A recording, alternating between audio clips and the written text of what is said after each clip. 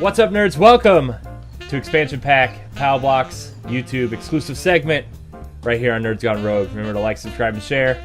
I'm Corey, and joining me, as always, Edward and Jesse. Guys, we have an awesome clip. This is This is Power Block. Woohoo! I'm so confused right now.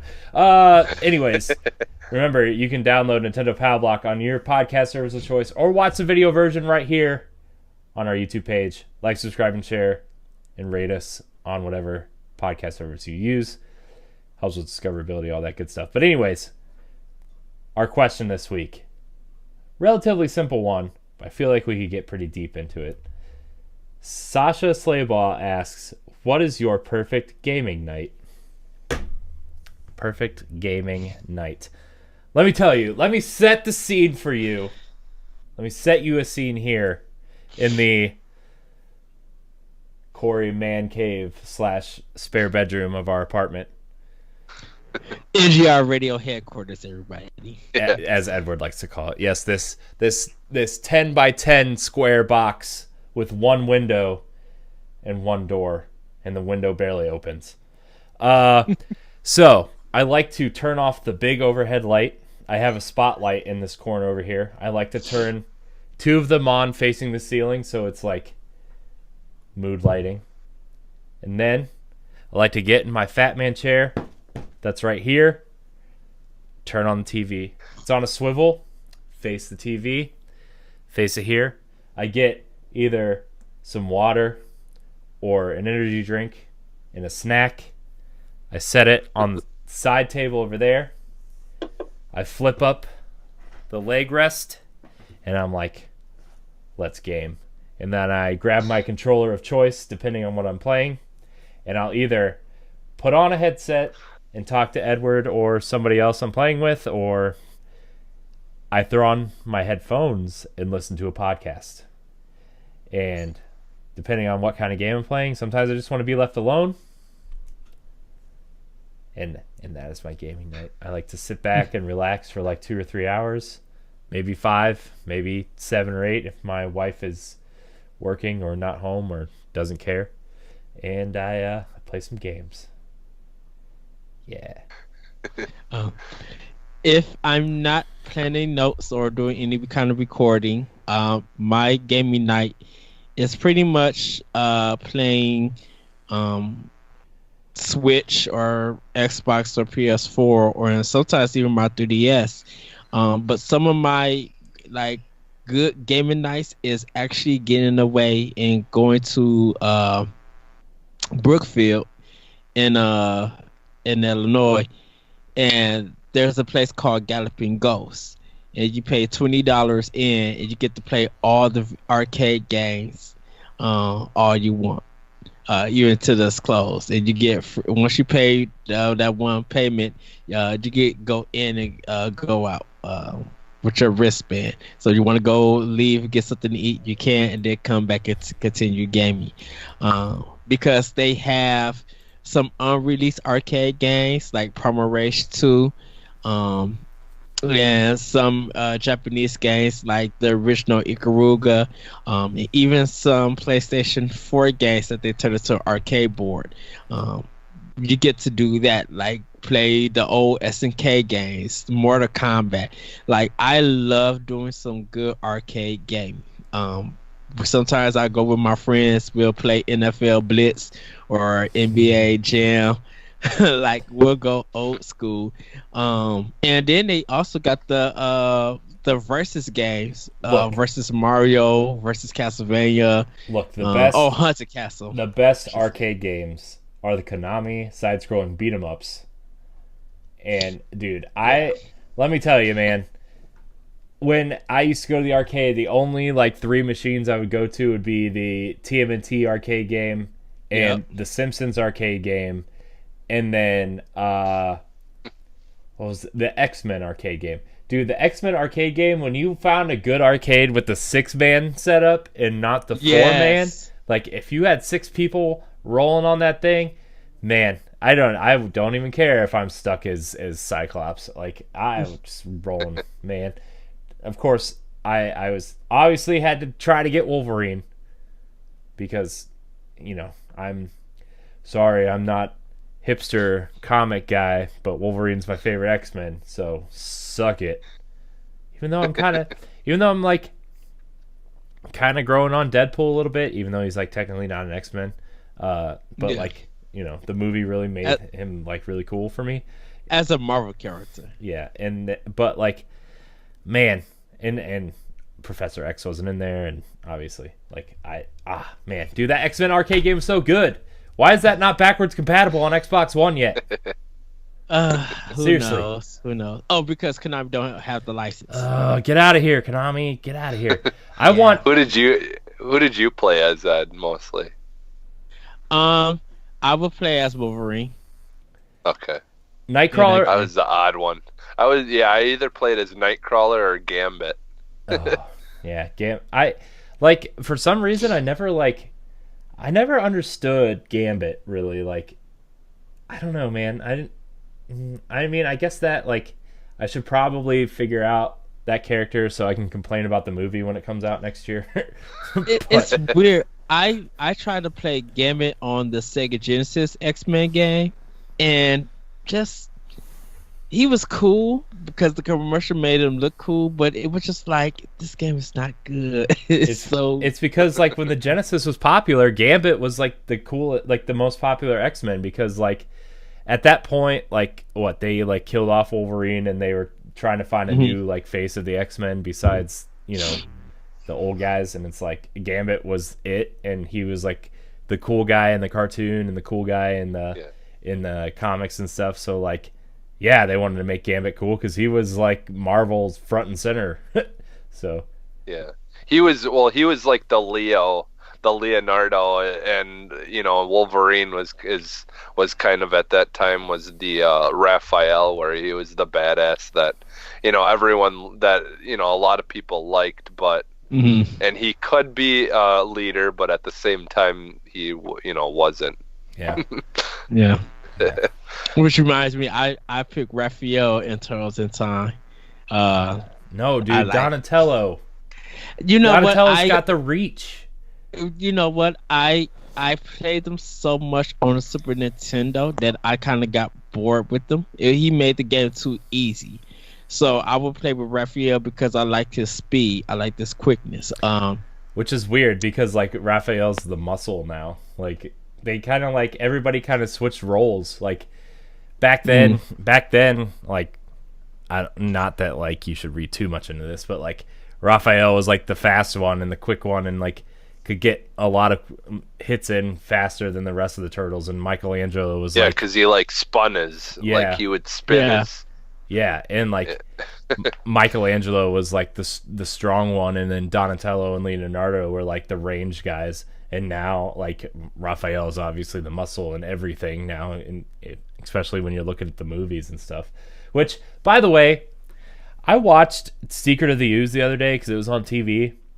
Yeah, it's not as good as I remember. Like I like Secret of the Ooze, and it definitely had the better April. And by better, I mean hotter April. But, like, sorry, I objectified a woman. I'm sorry, Internet. But, like, Turtles 1 is, like, the only good Turtles movie now. Secret of the Ooze is good, too. And let me clarify. Secret of the Ooze is not bad. It was the turning point of the Turtles movies where they started aiming the movies more towards kids instead of... It was more comedic. Yeah, it was comedic. That was less like violent. Leonardo didn't use his swords like he did in the first one. Like, if you notice that, like Leonardo doesn't hit anybody with his swords. Like he just because of the complaints. There was a lot of complaints from some association and some parents. It's a family one. Well, it's because the first one they're like stabbing guys and cussing and like. They like, squished in a trash compactor. Yeah. Yeah. So yeah, they had to make it a little bit more comedic for the second one. Yeah. Well, what was the funniest part of that movie is that Vanilla Ice had his only other hit song was in that movie. So Go Ninja, go Ninja, go. Go Ninja, go Ninja, go. I was go, obsessed with that go, song when I was go, little, dude. Go. The Ninja rap. I was obsessed. I don't know. I still think TURTLE Power is better. The song from the first movie. Oh. Oh, okay. Yeah, I haven't listened to that in a long time. But I did go back and watch that first movie on my Xbox, and I have the special edition 4 movie set where it comes in a pizza box, and each disc is a different pizza, and like man, that first one is just so good. I want the TV series in the turtle The van. van. Yeah. You get the turtle van and it's got all the discs in it. Yeah. Yeah. I honestly like the new movies though, like the Michael Bay produced ones. The last one was really good. Yeah, I like the they weren't terrible movies. Like they were good. Yeah. Like they're definitely not the worst Turtles movie out there. Like Yeah, the third one still is. Yeah. You know what? The third one, The animated one movie is not bad. The animated I think the one with the girl, they had one. What? It was like some special one. They had a girl. Oh, that TV show? Oh, there was the TV yeah, show. that was the TV show. The Next Mutation, and they introduced the girl turtle, which was weird. And then they also, to boost ratings, because that show was so bad, they did a Power Rangers crossover episode, and it was even worse. So, but yeah, dude, Next Mutation. I tried to watch that because it was on Netflix for a while. I did too. It made me want to. I didn't even know they had did that until people started talking about it. I'm like, there's a girl Ninja Turtle? That show did one very important thing for Turtles canon, and I know we're really off subject, but I don't care. It introduced Karai. That show introduced Karai, at least like in the like. You know, she might have been in like the comics or like the cartoon that came during that too. Isn't but, like, she in Tournament Fighters? Is she? I don't think so. Karai is not. There's a different bad girl in Tournament Fighters, but I don't think she's in it. But for me, like that introduced Karai, which is like she's like a way more compelling character than Shredder. Yeah. But man, dude, Jesse and I were talking about a Turtles fighting game, and like we were running down the list of like turtle villains and characters that could possibly be in that game. Hold that thought, because that's for our AX. We got an episode about that. I know. So I'm sorry. We're gonna hold that. So everyone, go listen to that after that. But before we continue on with the discussion, Jesse, what is your gaming night? Because we can talk about Turtles all day. For me, it's just the kids are in bed and the wife is in bed. We're pretty much wasting his perfect gaming night right now. Yeah, it's like from 8 at night till 4 in the morning. That time, and then if I really want to spice it up, I'll take my wireless controller and turn it on my TV in the living room, and I'll go outside my window from outside and just look and play. Wow. No, but yeah, it's just basically I just whenever I can game is a good night. Oh, man. Whenever I get a chance. Usually, I prefer to have at least at least 2 hours to sit and really get into something. But for the most part, yeah, I'm while everyone's sleeping, I'm up. Yeah, that's my perfect gaming night. What are you? One of my perfect gaming nights was doing Bayonetta 2 on my gamepad. Like, I was just listening to YouTube on do my PlayStation 3 at the time, and I was just straight playing that game on the gamepad, just like, this is it. Yeah, the Switch has definitely given me more opportunities, to game when I normally wouldn't have been able to. I still haven't beat the Trial of the Sword yet, but I just got to do the final one, and I think like I've gotten to like the 15th round or something like that out of 20. I think there's like 23 in the final one, they said. But at least my sword's up to 50 now attack. Nice. Nice. So that's good enough. That's still better than most of the weapons you get. So Nice. What snacks are you guys eating while you're gaming? What snacks? What are those snacks? Like I said, nachos and cheese. Mostly sometimes it's Little Debbie's or it's a Big Mac or something from McDonald's. I do pizza rolls, and I sometimes do Tombstone pizza. I like eating that when I'm gaming. I wish High C was like you could buy High C again, but you can't. And they took it out of McDonald's, so it's just like I can't get this High C. you can't buy it at the store? No, they don't sell High C no more at the store. What? When did that start? Because they've always sold it by me. I guess I haven't looked recently, but yeah, usually they always had it in the store. Like it might be selected areas now that sell it, Okay. but we don't get it no more. Oh, okay, yeah, because I used to I was going and getting the Ecto Cooler and stuff like that. We Yeah. were finally getting that. Yeah, that special edition one is fine, but like the regular orange and fruit punch, I think the only place you can get it is at the Burger King where you select the pops and everything, Okay. or soda. I think High C is one of them that you can select. Okay. Yeah, the what's it called? The orange lava burst or whatever it's called. Yeah. Something like that. But yeah, for me, for snacks, yeah, usually I end up a lot of times grabbing Taco Bell or something. But Oh, Taco Bell, dude. I want some Taco Bell really bad. yeah.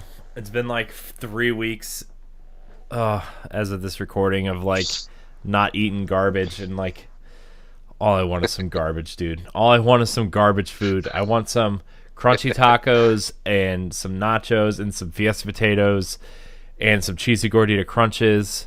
Oh, Like seriously, for me now, like I'm almost getting to the point of where I actually like their breakfast better than anything.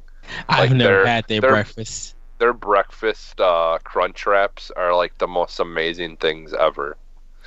Like I always tell them to put jalapenos in it, and oh, it's so good because they put the potatoes and everything just right in it, and Nice. and then you got the big pocket thing basically full of breakfast. I'm gonna be having Hash browns. And, I'm gonna be having all that crap tomorrow at my parents for Christmas, because we're recording this episode before Christmas, so like dude, tomorrow my mom is making like all this breakfast and lunch food because we're going over there for brunch, and it's like she's got eggs and bacon and sausage and fruit and biscuit, like homemade flaky biscuits and cheesy potatoes and Dang.